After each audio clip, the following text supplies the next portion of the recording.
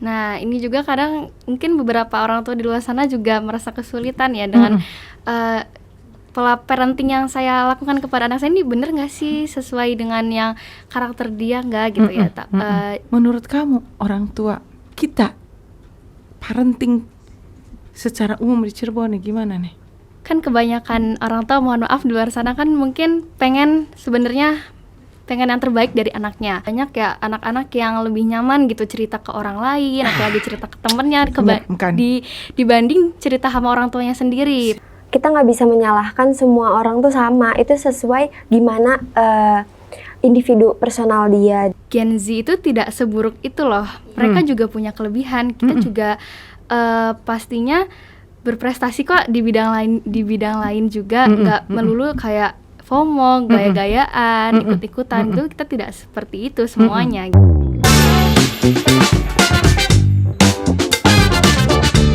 Assalamualaikum warahmatullahi wabarakatuh. Apa kabar? Kembali lagi dengan saya Dr. Tresna dari Kota Cirebon. Seperti biasa, hari ini saya ingin ngobrol-ngobrol lagi dengan orang-orang yang bisa menginspirasi kita dan menjadi perhatian kita dengan apa yang mereka lakukan.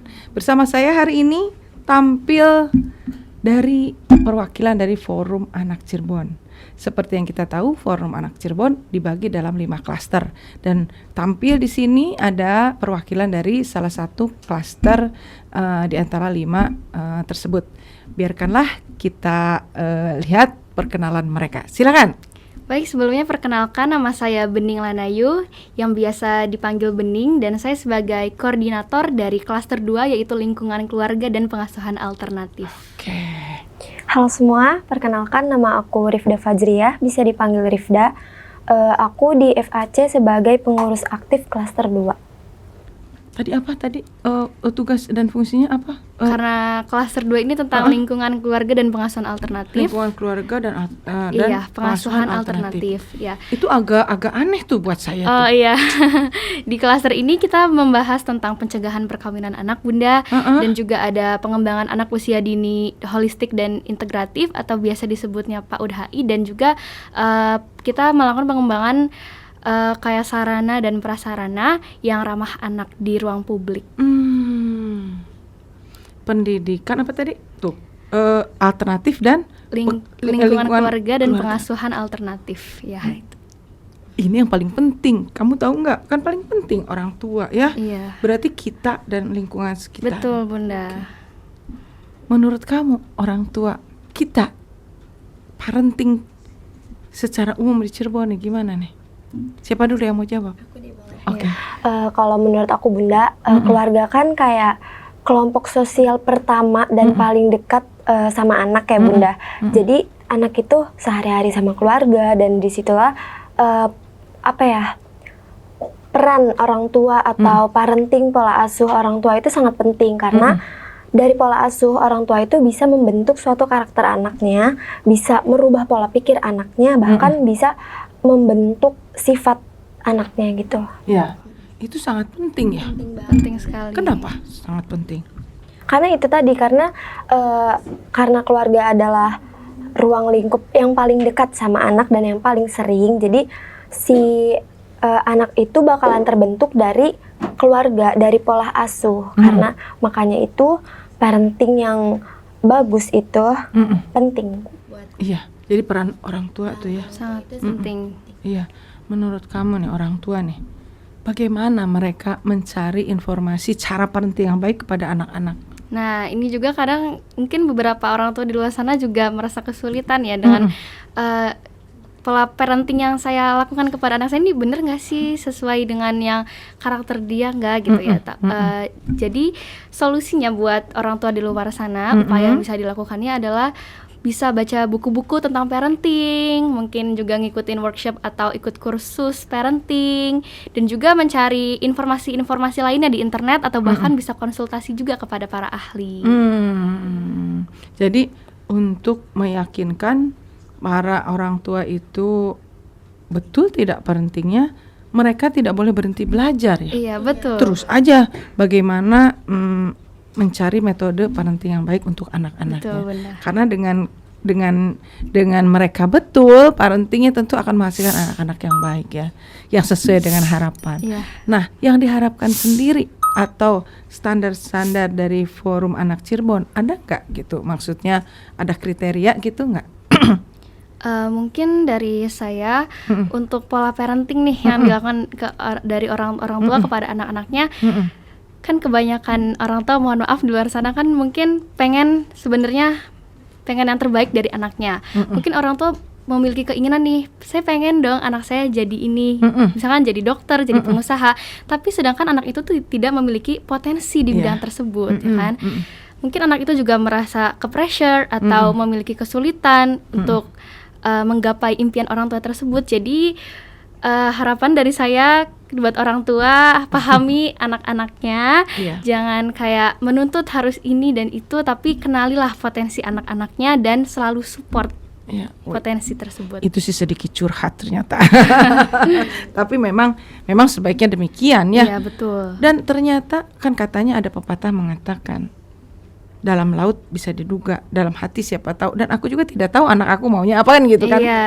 Nah, jadi itu adalah harapan kamu kepada orang tua agar lebih mengenal anaknya dan bagaimana cara berkomunikasi yang baik. Karena di zaman sekarang kan banyak ya anak-anak yang lebih nyaman gitu cerita ke orang lain, apalagi cerita ke temennya dibanding cerita sama orang tuanya sendiri. Padahal orang tua kan lingkup terdekat kita gitu, dan orang tua harus semua tahu tentang kita gitu kan.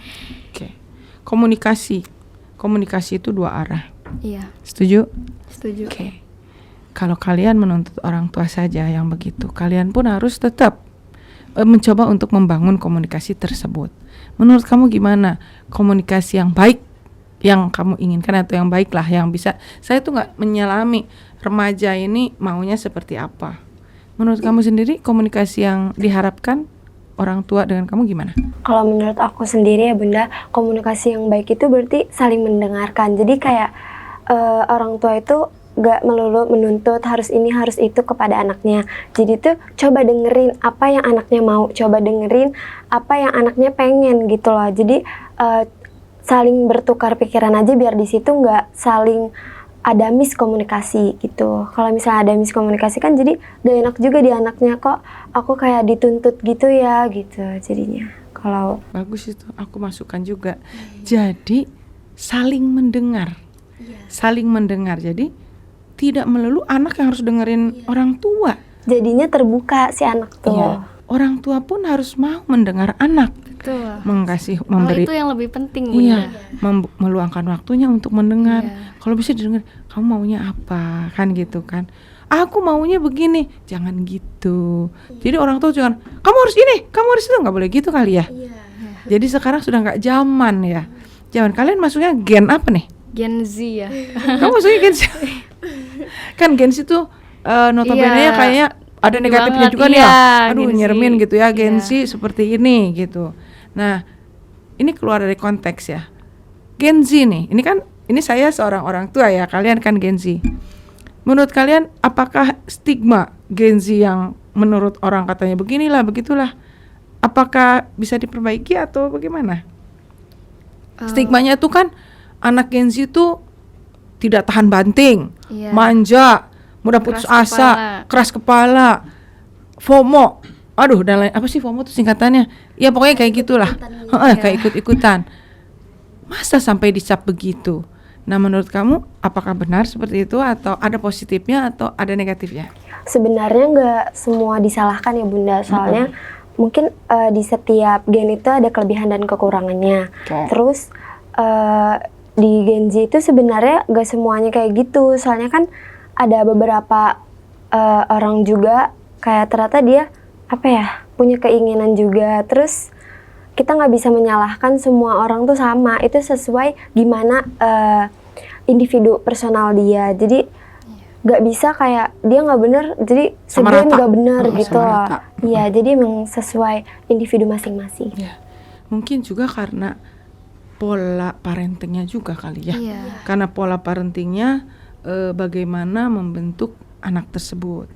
Jadi secara pukul rata seolah-olah Gen Z itu seperti ini, tapi nggak mau dong disamaratakan. Kan ada yang lain yang bahkan mungkin punya kelebihan. Gen Z ini orang yang bisa mengikuti zaman. Sekarang teknologi yang saat ini mereka malah lebih bagus gitu kan, dibandingkan orang tua yang seperti saya aja mungkin banyak tertinggal gitu. Jadi tidak bisa disamaratakan. Iya, betul. Itu semua itu bisa terpecahkan kalau komunikasinya baik ya. Baik. Oke. Karena komunikasi dalam orang tua, antara orang tua dan anak itu kan sangat penting sekali, Bunda. Nah, tadi kamu nyebutin pengasuhan alternatif ya? Ya. Apa itu pengasuhan alternatif? Pengasuhan alternatif tuh bisa dikatakan sebagai pengasuhan yang bukan di lingkungan keluarga, tapi juga bisa dilakukan di tempat lain, seperti mungkin ada beberapa anak yang di panti asuhan, itu juga kan mereka bisa lah mendapatkan, dan mereka berhak juga mendapatkan kasih sayang, Bunda. Oke. Memang tidak semua beruntung ya. Iya. Tidak semua beruntung dengan orang tua yang lengkap ya. Jadi alternatif itu adalah anak yang kurang beruntung barangkali ya, yang bisa bisa dialami oleh mereka. Iya. Kalian nih dalam bergaul ada nggak teman-teman yang ada dalam pola tersebut, pola asuh gitu? Kalau di lingkungan saya sih alhamdulillah nggak ada, Bunda. Nggak ada ya? Iya. Masih Kamu ada nggak? jarang ditemukan. Kalau di lingkungan aku jujur di dekat rumah aku itu ada panti asuhan, Bunda. Di panti asuhan. Nah, di situ kebetulan banget kemarin itu aku habis main ke sana, habis sedikit memberi kultum, bahkan kayak bagi donasi. Di situ aku bener-bener kayak ngelihat ternyata banyak loh hak-hak anak tuh yang belum terpenuhi, bahkan masih anak kecil itu tuh kayak dia harus misah sama orang tuanya karena suatu hal gitu kan, harus tinggal di panti. Itu kayak aku ngerasa kayak Gimana gitu? iya, emang sebenarnya gak semua orang bisa ngerasain keberuntungan itu. Terus gimana kamu dalam hatinya ada muncul apa gitu, gelora apa di dalam hatinya? Ya jujur kayak sedih gitu sih. Sedih. Kira-kira ada apa gitu yang kebayang untuk bantu mereka? Mungkin paling kayak kalau aku mah coba ngerangkul, coba jadi teman mereka gitu loh, kayak walaupun kamu tinggal di panti bukan berarti ya udah kamu cuma bisa di panti doang, nggak bisa ngapa-ngapain. Di situ harusnya jadi penyemangat mereka gitu loh. Karena emang aku kurang beruntung di keluarga, aku harus lebih beruntung di hal lain. Mungkin dia bisa beruntung di pendidikan, atau mungkin dia bisa beruntung di sosialnya gitu. Jadi kalau aku bisa paling di ngasih semangat sih, Bunda. Iya, coba ngerangkul. Iya, soalnya kita anak-anak nih kadang-kadang juga kalau kita mau ngapa-ngapain belum tentu ya didengerin ya. Minimal mungkin kalau saya barangkali kamu bisa bicara sama orang tua sendiri gitu ya kan, dekat katanya dengan panti asuhannya, barangkali nanti orang tuanya bisa memberikan masukan pada pengurusnya ya, untuk mengingatkan bahwa hak-hak mereka mulai dari hak sipil ya kan, mulai hak sipil, KTP dan lainnya, atau NIK dan lainnya, sampai hak mereka untuk mendapatkan kasih sayang itu. Iya. Gitu. Siap. Wah, keren banget. Jadi sekarang selain ternyata Gen Z itu jadi Gen Z terus nggak apa-apa nih ya. Gen Z ini misalnya ternyata ada negatif gitu ya. Dari diri kalian sendiri untuk membuktikannya. Kan susah kalau nyuruh orang, ayo berubah gitu. Gen Z hapus stigmanya. Dari kamu sendiri gimana tuh supaya bisa terobati stigmanya? Nah, untuk menghilangkan atau mengobati lah ya, maksudnya julukan-julukan yang negatif untuk para Gen Z ya, dari saya sebagai salah satu Gen Z-nya juga sama Kak Rifda. Kalau dari saya sendiri sih, kita buktikan saja kalau Gen Z itu tidak seburuk itu loh. Mereka juga punya kelebihan. Kita juga pastinya berprestasi kok di bidang lain juga, nggak melulu kayak FOMO, gaya-gayaan, ikut-ikutan, itu kita tidak seperti itu semuanya gitu kan. Dan kata Kak Rifda tadi, kembali lagi ke individual masing-masing. Ya, dan keluarga ya. Iya, kita buktikan saja kalau kita ini bisa, kita mampu, kita juga bisa kok membanggakan kedua orang tua kita, membanggakan bangsa kita gitu, Bunda. Tadi kan kalian bilang begini, yang penting komunikasi loh, supaya bisa didengar, supaya kita curhatnya sama orang tua, bukan sama temen gitu. Tapi boleh nggak nih aku usul? Boleh. Nah, aku kan pihak orang tua ya. Iya. Kan tadi kalian minta supaya dengerin dong kita gitu. Sekarang orang tua dengerin juga aku. Iya. Jadi saling mendengar. Nah, sekarang gini, tentu orang tua tuh inginnya yang terbaik.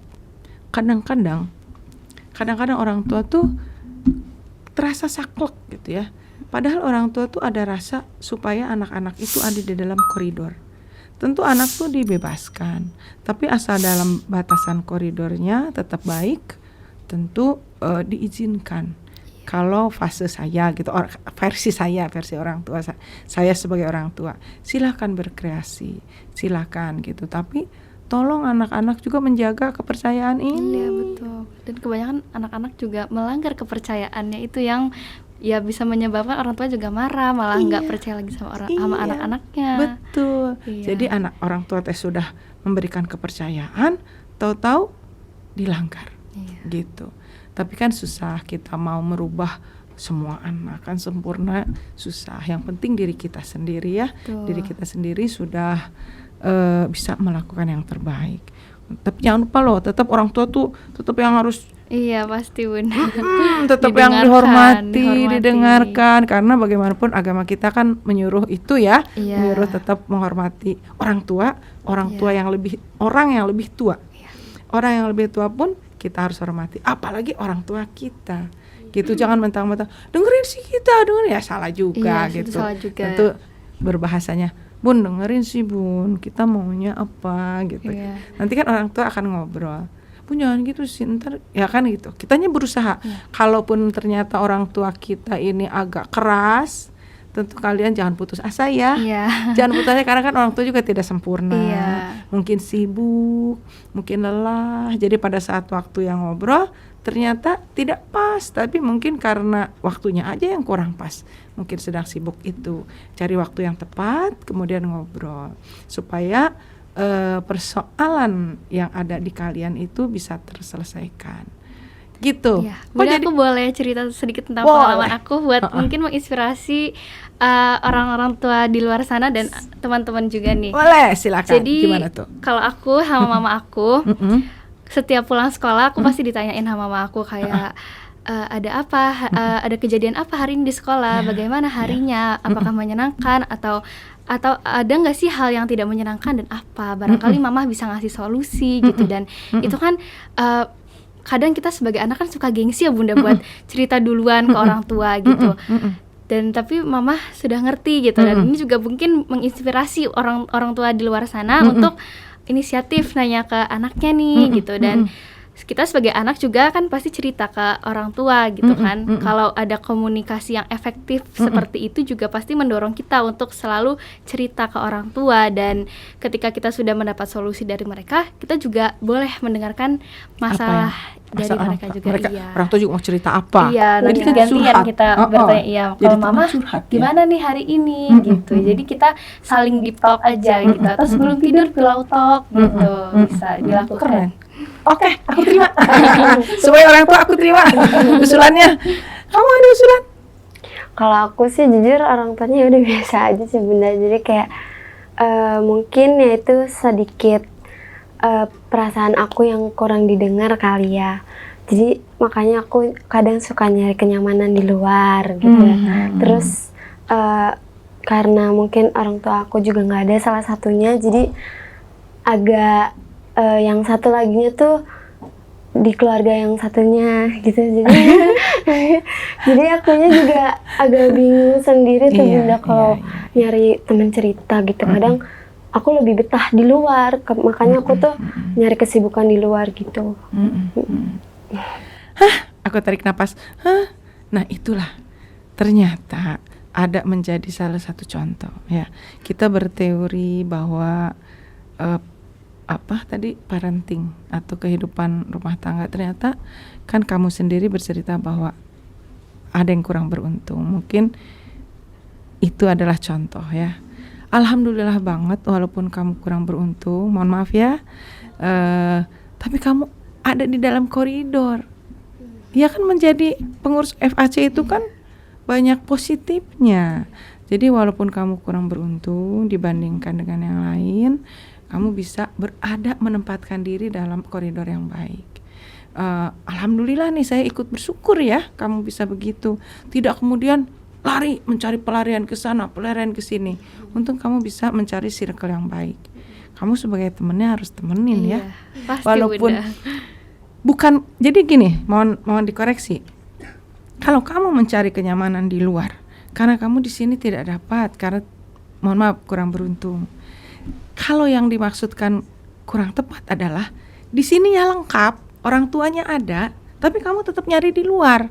Nah, itu yang kurang tepat. Nah, kalau kamu sekarang karena di sini tidak ada, kan? Nah, mencari circle yang baik, ya itu tetap baik. Jadi kita tidak bisa juga menjudge ya, tidak bisa menjudge bahwa kamu salah, enggak. Tapi karena memang di rumahnya memang tidak sempurna ya, karena ketidaksempurnaan, dan itu banyak yang seperti kamu. Ada sebagian orang yang menempatkan diri di jalur yang salah, yang kurang tepat. Nah, kamu bisa menempatkan aktif di FAC dan di circle yang baik. Itu keren. Semangat ya. Bunda, iya. Semangat tetap menjadi anak yang baik dan nanti menjadi harapan kami semua. Oke, terima kasih atas perhatiannya. Saya gimana nih para pemirsa, apa enggak terharu ya dengan mereka? Ternyata jadi pembicara loh. Ini contoh yang real, bahwa satu seperti ini real. Tidak ada rekayasa, saya terkaget-kaget kamu bercerita begitu. Ya, kamu tetap semangat ya. Pemirsa, hanya itu, saya nggak bisa nih closing, agak susah nih karena terpengaruh ya, baper ya dengan apa yang diceritakan oleh anak-anak saya di sini. Akhirnya saya yang closing saja kepada para orang tua dan kepada anak-anak yang kurang beruntung. Tetaplah ada dalam koridor kebaikan, menjadi anak-anak Indonesia yang baik, dan orang tua tetap menjaga anak-anaknya, anak-anak tetap menghormati orang tua dan orang yang lebih tua. Barangkali itu saja yang bisa saya tutup kali ini. Sampai jumpa aja deh ya. Semangat. Assalamualaikum warahmatullahi wabarakatuh.